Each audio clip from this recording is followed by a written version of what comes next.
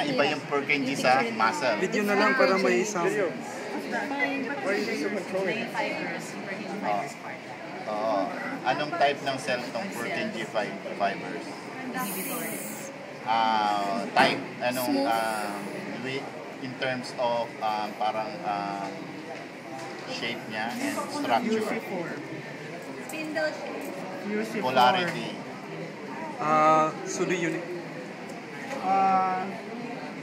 Multi-polar. Tingnan nyo na lang ha. I think we're just guessing. These are cells. But I think we have, sandali, mamaya. Meron mas maganda dyan. I have to hear him. You need to hear it. Seems a little bit crowded.